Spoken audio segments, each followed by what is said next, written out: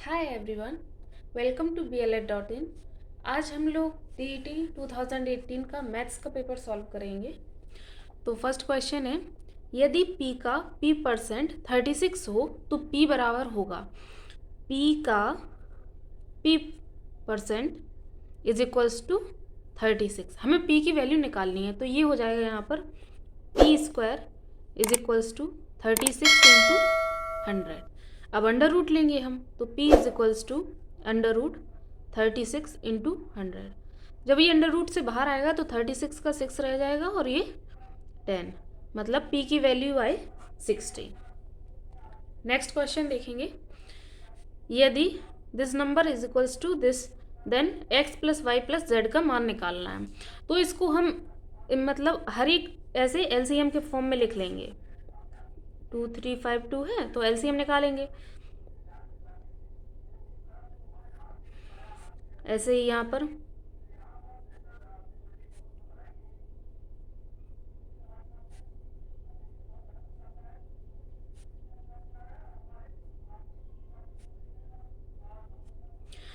तो यहाँ पर क्या 2 की पावर 4 इंटू 3 की पावर 1 और 7 की पावर 2, यही तो हमें यहाँ पे निकालना था। x की वैल्यू हमें यहाँ से पता चली 4 है और y की 1 और z की 2। x plus Y plus Z is equals to 4 plus 1 plus 2, तो ये हो गया 7। 15 सेंटीमीटर भुजा वाले किसी घन में से 3 सेंटीमीटर भुजा वाले कुल कितने घन काटे जा सकते हैं। 15 सेंटीमीटर वाला घन है, इसका वॉल्यूम निकालेंगे तो क्या होता, साइड क्यूब होता, मतलब 15 गुणा 15 गुणा 15 ये हो जाएगा। और 3 सेंटीमीटर भुजा वाले कुल कितने, तो हमने मान लिया n है, और जब ये घन दिया है तो इसका भी वॉल्यूम लेंगे, तो इस तरीके से हो जाएगा। अब हमें n की वैल्यू निकालनी ना कितने होंगे, तो ये सारे नंबर इसके नीचे ले आएंगे इस तरीके से। तो ये सब 5 बार कट जाएंगे। n की वैल्यू आई 5 5 जा 25 5 125, मतलब 125 घन काटे जा सकते हैं उससे। नेक्स्ट क्वेश्चन देखेंगे, 3 की पावर 1989 में से 7 से भाग देने पर शेषफल क्या होगा। तो हम इसको 7 से जब भाग देंगे तो इस तरीके से लिख रहा है, हम इसको तोड़ ले रहे हैं, जैसे 3 की पावर 3 के टर्म में तोड़ेंगे तो क्या इस तरफ क्या रह जाएगा,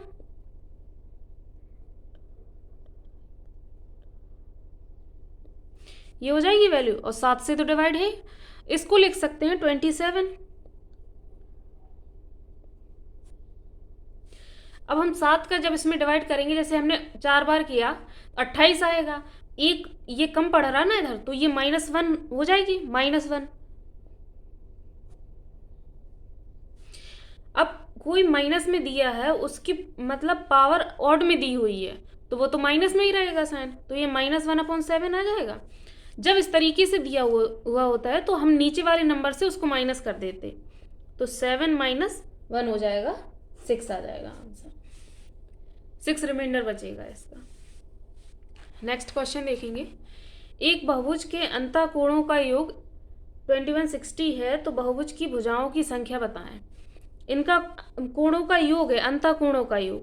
अंतःकोणों का योग का फॉर्मूला होता है का योग 2n-4 इंटू 90 अपॉन n, तब करते जब हमें किसी एक का अंतःकोण, लेकिन सभी का निकालना है तो ये रहेगी वैल्यू। तो सबका योग दिया हुआ है हमें, तो 2160 2n-4 इंटू 90। अब यहाँ से काट देंगे,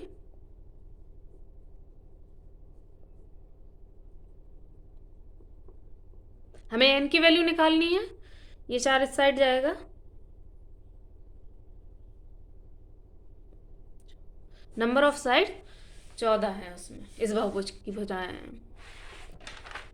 नेक्स्ट क्वेश्चन देखेंगे, सबसे छोटा अभाज्य पूर्णांक, तो ये तो 2 होता है, 2 से ही प्राइम नंबर शुरू होते हैं ना। नेक्स्ट क्वेश्चन देखेंगे, इस तरीके से दिया हुआ रहता है तो हमें देखो, हमें यहाँ पर सब सेम नंबर दिख रहा है, 1/2 1/2 1/2। हम ये जो आगे दिए हुए हैं, मतलब ये मिक्स्ड फ्रैक्शन में दिए हुए हैं, इनको अलग कर लेंगे। तो कैसे लिखेंगे? 1+2 11 +1 +1/2, इनको ऐड कर लेंगे अलग से।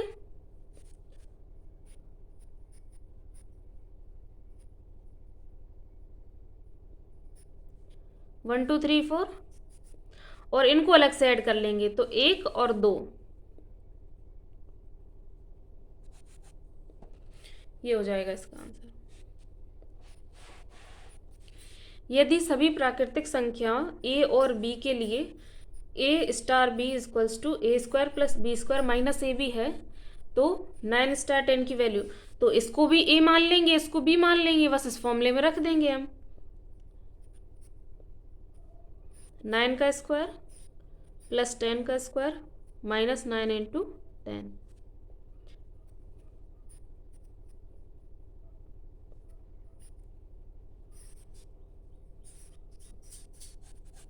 ये हो जाएगा 91।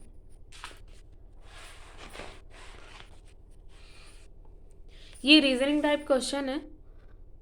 ये जैसे 7 है यहाँ पर, तो हम पहले सोचे ये जो नंबर दिए हुए हैं मैं अलग अलग, इनका एडिशन कर देंगे। जैसे 6 4 10 हो जाएगा और 3 1 4, मतलब 10 4 14 मिला के अगर उसको 2 से भाग दे देंगे तो 7 आ जाएगा। हम सोच रहे हैं इसमें भी करें, तो तभी तो पता चलेगा ना कि आगे वाले में करना क्या है। तो 3 + 1 करेंगे 4, 4 4 8, 2 10, उसको 2 से करेंगे तो 5 आ गया। ऐसे ही यहाँ पर चेक करेंगे, यहाँ पर भी ऐसे ही 15 आ जाएगा। तो हमें इसकी वैल्यू निकालनी है, तो वही पैटर्न सब में फॉलो हो रहा है। तो यहाँ पर 10 6 4 10 हो जाएगा, और 7 5 12, और इनको 2 से कर देंगे भाग, 11 आएगा इसका आंसर।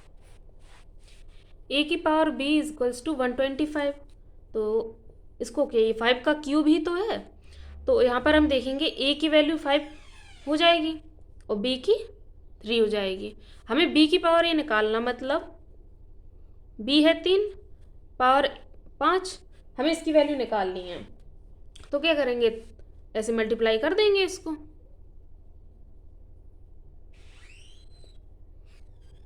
इसकी वैल्यू हो जाएगी 243। अब नेक्स्ट क्वेश्चन देखेंगे। 1 से 10 तक की सभी प्राकृतिक संख्याओं से विभाजित होने वाली सबसे छोटी संख्या बताना है। हमें तो सब में से चेक करना पड़ेगा इस वजह से। जैसे ये है, 1 से तो हो ही जाएगी, 2 से भी हो जाएगी, 3 से चेक करेंगे हम।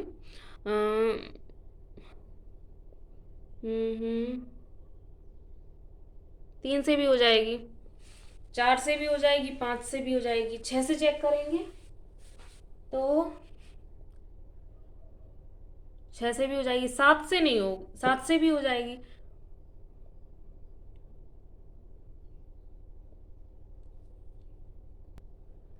ये विभाजित तो हो जाएगी, लेकिन हमें इसमें क्या पूछा है, हमें ये पूछा है सबसे छोटी बताना, तो हमें सब चेक करनी पड़ेंगी। तो ये भी चेक करेंगे इस वजह से, तो इसका ये सबसे डिवाइड हो जाएगी, ये छोटी हो जाएगी उससे।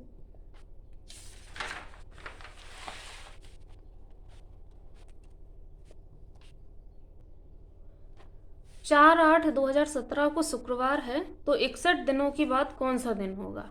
तो 61 दिन, तो ऑड डेज निकालेंगे तो हम 7 से डिवाइड कर देंगे, 5 आएंगे।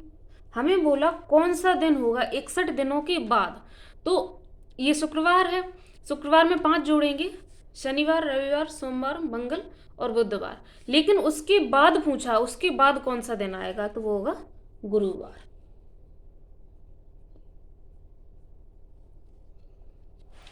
नेक्स्ट क्वेश्चन देखेंगे। ए बी पैरेलल है सी डी के, मतलब ये दोनों पैरेलल है एक दूसरे के, और हमें ये y है और ये x है, y डिग्री माइनस x, इसकी वैल्यू निकालनी है। ये 110 है, तो इस साइड का ये 70 हो जाएगा, क्योंकि स्ट्रेट लाइन 180 डिग्री का वो तो बनता है एंगल उधर। और ये 120 है ये, तो इस तरफ 60 डिग्री हो जाएगा। ये x और 60 ये दोनों करस्पॉन्डिंग एंगल्स हो जाएंगे, संगत कोण। तो x की वैल्यू 60 डिग्री आ गई। ये y, ये 110 है तो ये भी 110 आएगा। इस साइड का ये 70 डिग्री हो जाएगी, तो y की वैल्यू 70 डिग्री। हमें यही तो पूछा है, 70 माइनस 60 की वैल्यू पूछी है, तो ये 10 डिग्री आएगी। यदि किसी दुकानदार को एक वस्तु को 390 पर बेचने पर 20% का लाभ होता है, तो वस्तु का क्रय मूल्य बताइए। 20% का लाभ हो रहा, उसने बेची कितने पर? 390 पर। तो मतलब 120% की वैल्यू दी हुई है हमें 390, 1% की वैल्यू 390 अपॉन 120। और हमें तो सीपी पूछा है ना, क्रय मूल्य। क्रय मूल्य हमेशा 100% होता, 100% की जब वैल्यू निकालेंगे तो 390 अपॉन 120 इंटू 100। अब यहाँ से हम काट देंगे,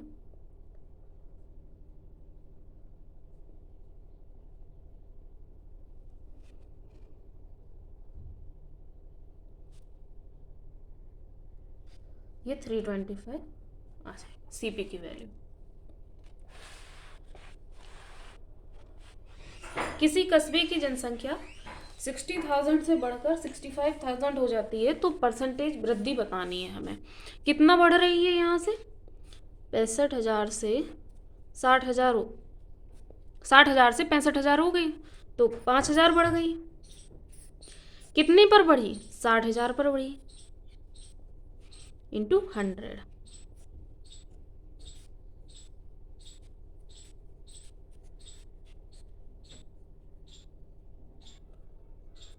एट कंप्लीट 1/3%।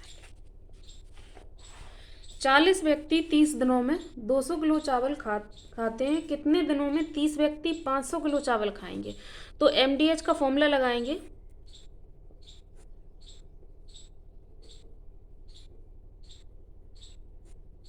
W कितने लोग हैं? 40। कितने दिन ले रहे हैं? 30। घंटे तो दिए नहीं है तो उसको छोड़ देंगे। और कितना? 200 किलो चावल, यही तो काम है उनका। और ये 30 हमें यहाँ पर बताना है कितने दिनों में, डेज बताने हैं, और 500 किलो यहाँ पर। अब ये कट जाएंगे,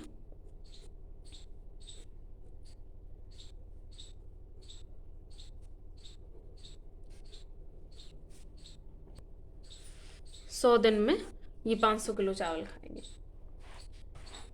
किसी समचतुर्भुज के विकर्णों की लंबाइयाँ दी हुई है हमें 16 सेंटीमीटर और 12 सेंटीमीटर। तो हम समचतुर्भुज बना लेंगे।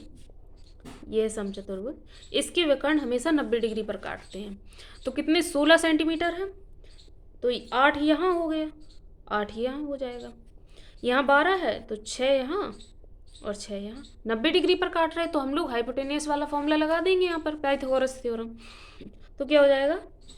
ये x है मान लिया, तो x square is equals to 8 का स्क्वायर और 6 का स्क्वायर, ये हो जाएगा 64 और 36 100।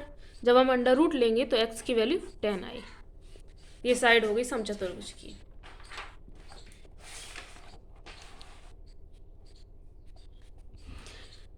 ये फिगर दिया हुआ है हमें, CAQ की वैल्यू 70 डिग्री दी हुई है। CAQ इस पूरे की वैल्यू हमें 70 डिग्री दी हुई है। CAQ की 70 डिग्री दी हुई है, और ADC ये भी 70 डिग्री ही होगा, क्योंकि जो इस तरीके से बाहर से बनाते हैं किसी के साथ, वो सबसे दूर के ट्रायंगल के साथ इक्वल होता है उसका एंगल। ये 70 डिग्री हो जाएगा इधर पर। ये 70 डिग्री है और ये साइक्लिक क्वाड्रिलेटरल बन रहा है, तो इनका और इनका दोनों का सम हमेशा 180 होता है। मतलब angle ADC plus angle ABC 180 degree हो जाएगा। ADC की वैल्यू हमें पता है 70 डिग्री है, plus angle ABC is equals to 180 degree. हमें एंगल ABC की ये तो निकालनी है, 180 माइनस 70, तो ये हो जाएगा 110 डिग्री एंगल ABC की वैल्यू। यदि 8 पेन का क्रय मूल्य 6 पेन के विक्रय मूल्य के बराबर है तो लाभ प्रतिशत बताना। तो जैसे क्वेश्चन में दिया हम उसी तरीके से लिख लेंगे। 8 पेन का क्रय मूल्य मतलब CP is equals to 6 pen का विक्रय मूल्य मतलब SP। तो इसको हम यहाँ पर ले आएंगे नीचे, ये कट जाएगा। CP की वैल्यू 3 है, SP की 4, मतलब क्रय मूल्य 3 है और विक्रय मूल्य 4। लाभ हो रहा है एक का लाभ हो रहा 3 पर, और हमें क्या बताना, प्रतिशत में बताना है। तो 33 सही 1/3%। निम्न में से कौन सी संख्या 3/5 और 4/5 की मध्य नहीं आती है? तो सबसे पहले हम क्या करेंगे, इन्हीं की वैल्यू निकाल लेंगे। 3/5 के कितने होते, 0.6 और 0.8। ये बताना इन दोनों के बीच में ये कौन सी संख्या है जो इन दोनों के बीच में नहीं आती हैं। तो इसकी वैल्यू हो जाएगी 0.63 हो जाएगी ये वैल्यू, और ये 0.66 हो जाएगी ये, तो ये 0.753। ठीक है, अब इनमें कौन सी नहीं आती, देखो 0.6 और 0.8 के बीच में आनी चाहिए, अगर नहीं आती तो वही निकालनी है हमें। 0.6 और 0.8 के बीच में ये 16/30 की वैल्यू नहीं आती है, तो यही है हमारा आंसर। नेक्स्ट क्वेश्चन देखेंगे। यदि 3 पेन, 2 पेंसिल और 4 रबड़ का मूल्य 92 है और 8 पेंसिल और 16 रबड़ का दिया हुआ है 68, तो 24 पेन का मूल्य बताना है। तो हम ऐसे ही लिख लेंगे जैसा दिया है, 3 पेन प्लस 2 पेंसिल प्लस 4 रबड़, 92 दिया हुआ है। हमें 8 पेंसिल और 16 रबड़ का दिया हुआ है, तो अगर हम यहाँ पर 4 का मल्टीप्लाई कर दें तो यहाँ पर 8 पेंसिल हो जाएगा और 16 रबड़, तो हम इसकी वैल्यू रख देंगे इधर, ये जो दी हुई है हमें वो रख देंगे। तो हम दोनों साइड 4 का मल्टीप्लाई करे दे रहा है, इस साइड भी करेंगे, तो ये हो जाएगा 12 पेन, 8 पेंसिल और 16 रबड़।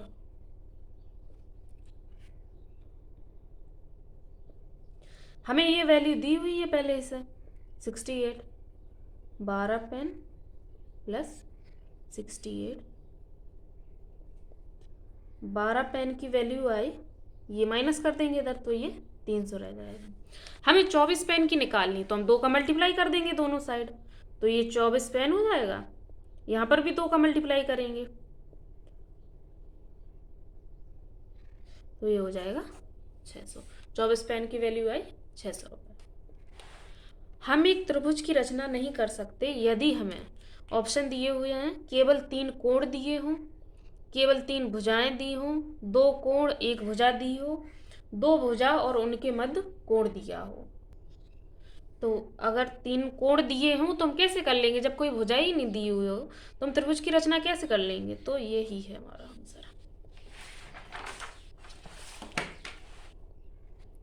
यदि किसी आयताकार भूखंड की लंबाई और चौड़ाई में क्रमशः 50% और 20% की वृद्धि कर दी जाए तो इसका क्षेत्रफल कितने गुना बढ़ जाएगा।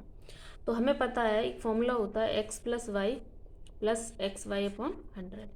तो देखो दोनों में वृद्धि ही हो रही, तो 50 + 20 + 50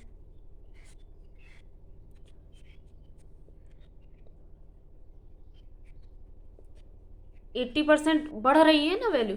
अब हमें ये पूछा कितनी गुना बढ़ जाएगी, तो हम इसको परसेंटेज को फ्रैक्शन के फॉर्म में लिख लेंगे, तो मतलब 4/5 गुना बढ़ जाएगी। नेक्स्ट क्वेश्चन है, सामान्य मनुष्य के शरीर का ताप 37 डिग्री सेल्सियस है, तो फ़ारेनहाइट में यह ताप बताना है। तो इसका एक फॉर्मूला होता है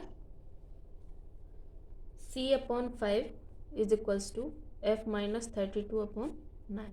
अब हम वैल्यू रख देंगे, ये सेल्सियस में दिया हुआ है हमें, तो हमें फ़ारेनहाइट में ही तो निकालना है, मल्टीप्लाई कर देंगे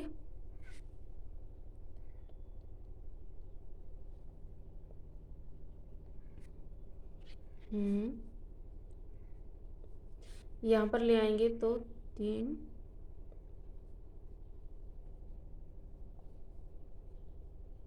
तो f की वैल्यू आई 98.6।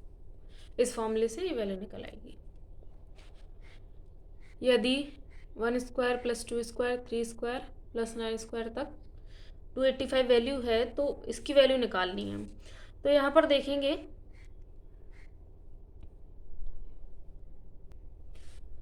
इन सब में 11 कॉमन सा लग रहा है कि देखो 11, 22, इधर 99, मतलब सब उसमें हैं।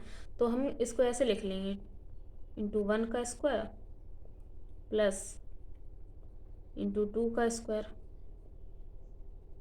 इंटू 3 का स्क्वायर, ऐसे ही डॉट डॉट इंटू 9 का स्क्वायर, ये हो जाएगा। अब यहाँ पर देखेंगे, देखो 0.11 का स्क्वायर तो सब में ही है, तो हम उसको बाहर ले लेंगे कॉमन, अंदर रह जाएगा, अंदर ये वैल्यू रह जाएगी इसमें, कहाँ तक 9 के स्क्वायर तक। ये वैल्यू तो हमें पहले से ही दी हुई है क्वेश्चन में, तो बस रख देंगे उसको यहाँ पर 285। ये हो जाएगा 0.0121 इंटू ये 285 दिया हुआ है, इसको मल्टीप्लाई करेंगे तो आ जाएगा 3.4485।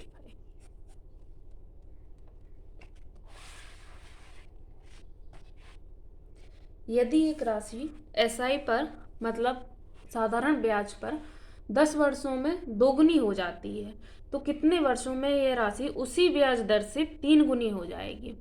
कोई राशि दी हुई है, हमें 10 वर्षों में दोगुनी हो रही है 10 वर्षों में, तो कितने वर्षों में यह राशि उसी ब्याज दर से 3 गुनी हो जाएगी।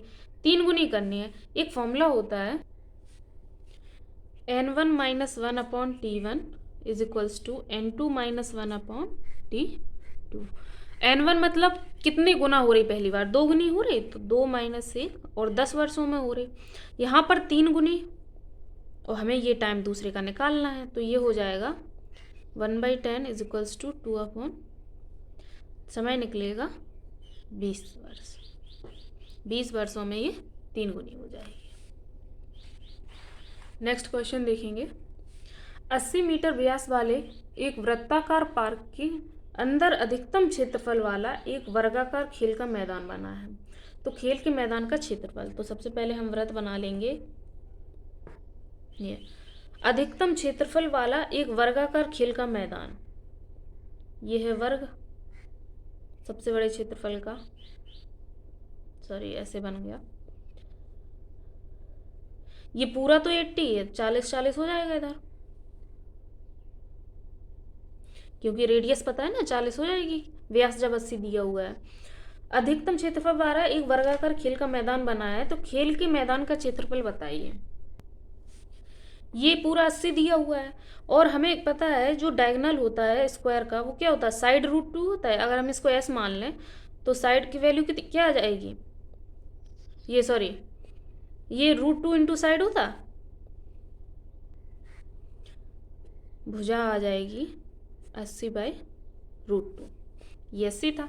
हमें क्या पता, इसका क्षेत्रफल बताना है, तो क्षेत्रफल क्या होता वर्गाकार का, भुजा स्क्वायर, तो इसका इसमें मल्टीप्लाई कर देंगे 6400, क्षेत्रफल आ गया 3200 मीटर स्क्वायर।